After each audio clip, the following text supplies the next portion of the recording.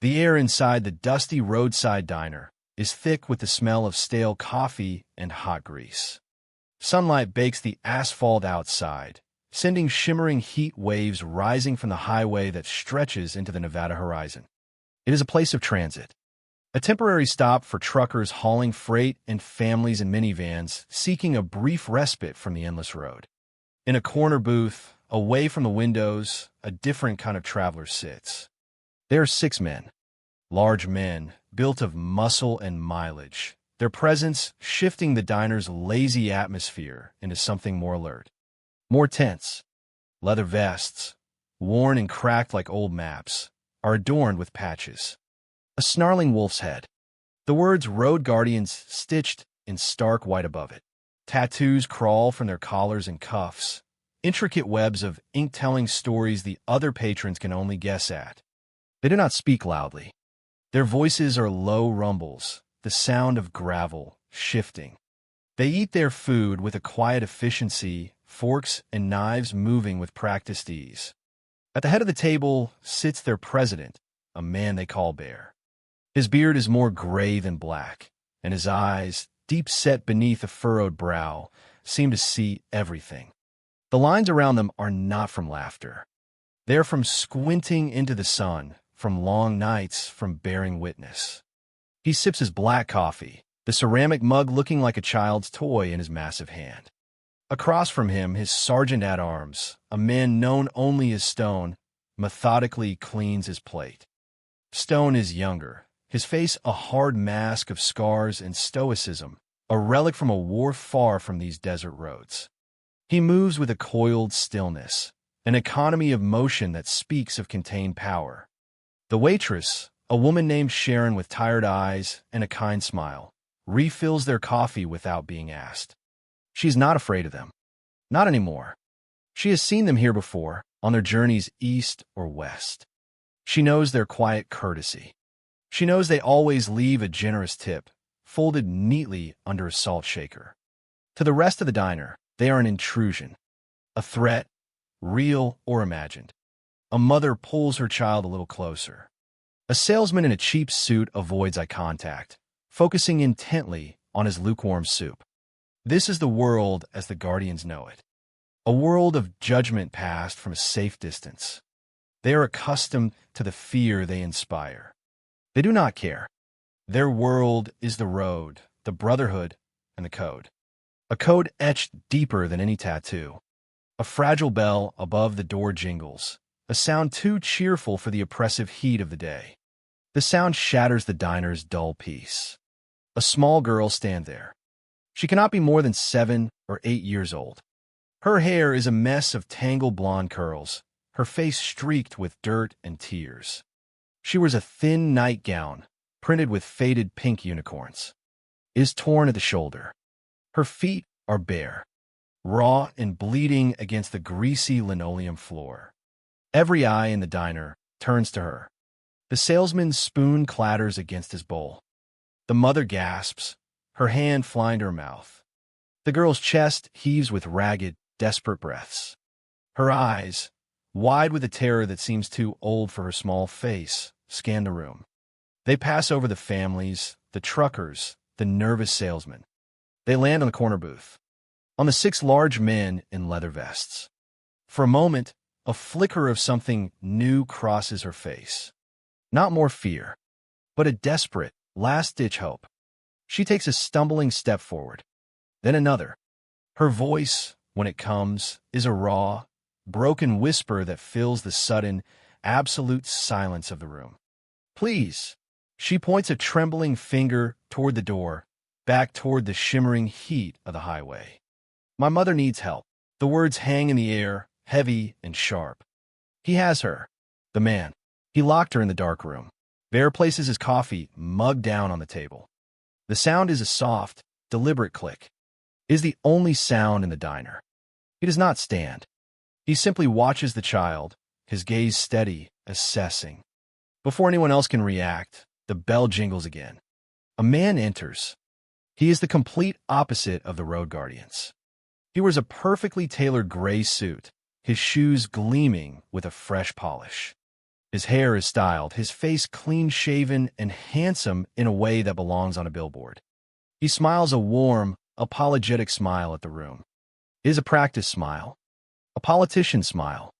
"I am so sorry for this interruption," he says, his voice smooth and reassuring, dripping with cultivated charm. "My daughter, she gets confused sometimes." He walks toward the girl, his arms outstretched. "Lily, darling, come now. We talked about this. No more running off and telling stories." The girl flinches away from him, a raw, animal sound of fear catching in her throat. She scrambles backward, her bare feet slipping on the floor, until she bumps into the leg of the table in the corner booth. She looks up at the man in the suit, her eyes wide with frantic denial. "He's not my father," she whispers, her voice shaking violently. "He's Mr. Thompson. He's my mother's counselor." The man, Mr. Thompson, lets out a patient, condescending sigh. He addresses the room, a performer playing to his audience. "It's a very difficult family situation," he explains, his tone conveying deep, professional concern. "Her mother is unwell, prone to delusions. Sadly, it seems to be rubbing off on poor Lily." He takes another step. "We have a court order. I'm her temporary guardian while her mother receives the care she needs. This is all very official, I assure you." He reaches for the girl's arm. "Come along, Lily. Let's not bother these nice people any longer." His fingers are about to close around her thin wrist. A large hand, covered in faded tattoos of chains and skulls, intercepts his. It is Stone. He has not risen from his seat. He simply holds Mr. Thompson's wrist, his grip not crushing, but immovable. "Like granite." "She doesn't want to go with you," Stone says. His voice is flat, devoid of emotion. It is a statement of fact. Mr. Thompson's smile falters for the first time.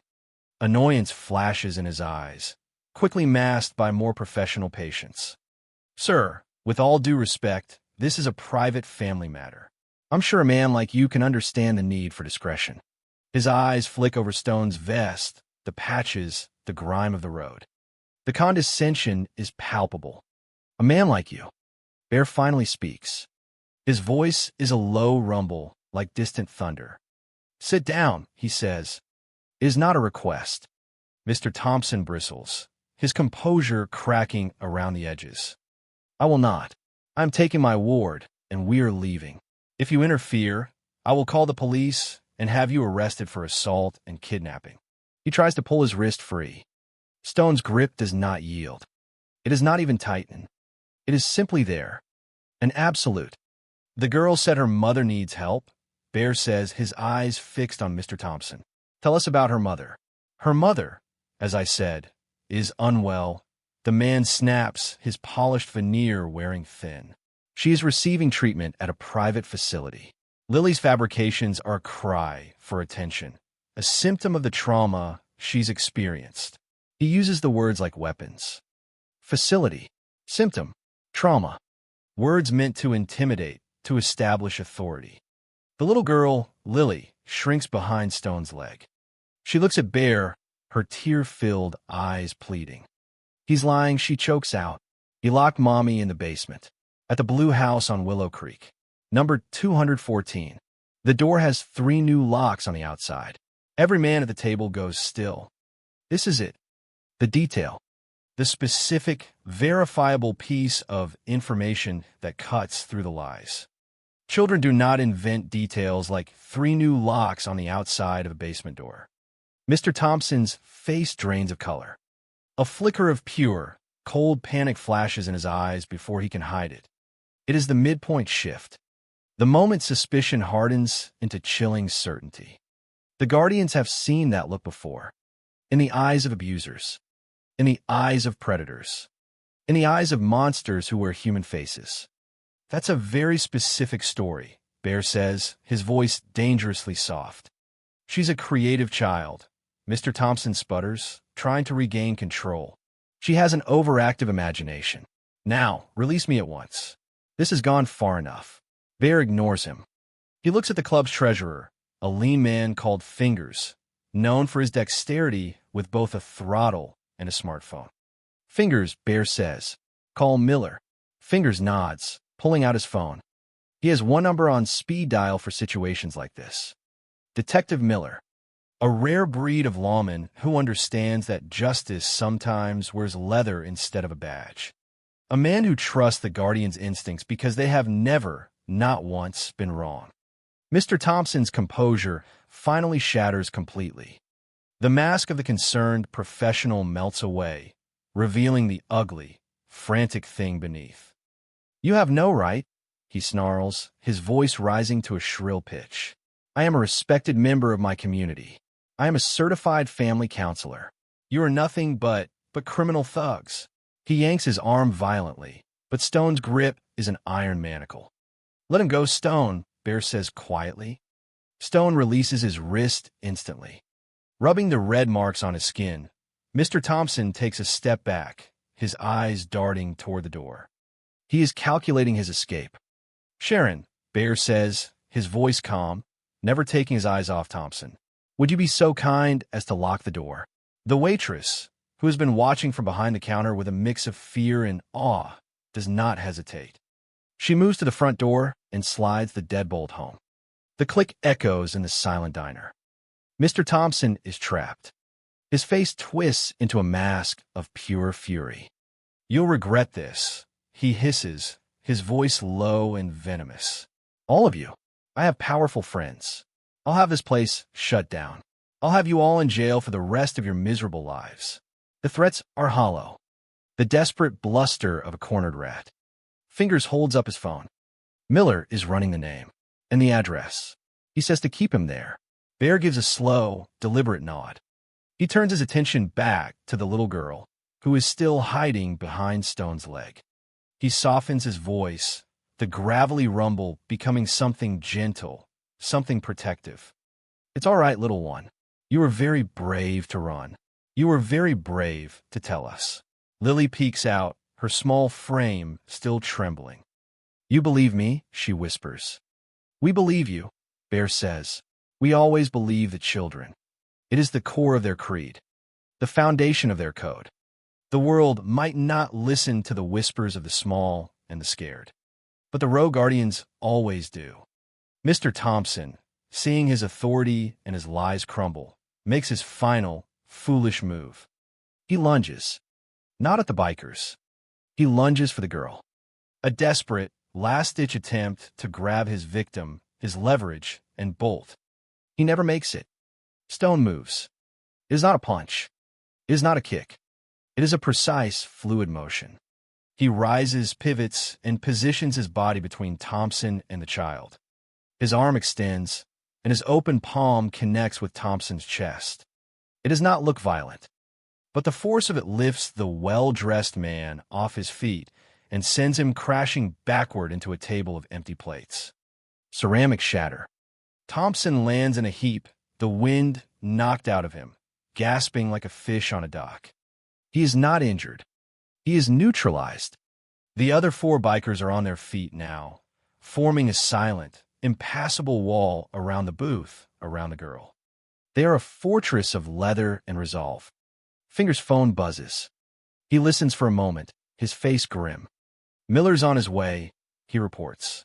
"The house is registered to Thompson, and there are 2 prior complaints against him for professional misconduct involving female clients. Both were dismissed for lack of evidence." Bear nods slowly. The story is complete now. The ugly, predictable pattern of a predator who uses his position of trust as a hunting ground. Sirens wail in the distance, growing closer. Mr. Thompson struggles to sit up, his expensive suit now stained with ketchup and coffee. His eyes are wild with hatred and defeat. The authority he wielded so easily is gone, replaced by the pathetic reality of who he is. A coward. A bully. A monster. 2 police cruisers skid to a halt in the parking lot. Detective Miller enters, a big man with a weary face who looks like he's seen the worst of the world twice over. He takes in the scene at a glance. The bikers forming a protective circle. The crying child. The disheveled, defeated man on the floor. He doesn't need to ask many questions. He makes eye contact with Bear and gives a slight, almost imperceptible nod. A nod of understanding, of gratitude. "Mr. Thompson," Miller says, his voice booming with official finality. "You're under arrest." As his officers haul the sputtering, protesting man to his feet and lead him away in handcuffs, Miller crouches down. He tries to speak to Lily, but she shies away, pressing herself deeper into the protective circle of the bikers. She trusts them. Not the uniform. Not the badge. She trusts the men who listened. Bear kneels, a difficult and creaking process for a man his size. He is now eye level with the little girl. He doesn't touch her. He just waits. "We're going to find your mom now," he says, his voice soft. "The police will get her out of that room. She's going to be safe." Tears, no longer of fear but of relief, stream down Lily's face. She launches herself forward and wraps her small arms around Bear's thick neck, burying her face in the worn leather of his vest. She sobs, deep, shuddering cries of a terror finally released. Bear's huge hand comes up and rests gently on her back, a gesture of profound paternal comfort. The other patrons of the diner watch, their initial fear of the bikers replaced by a stunned, humbling respect. They have just witnessed something raw and true. They have seen a monster unmasked, and they have seen the unlikely angels who did it. The guardians stay. They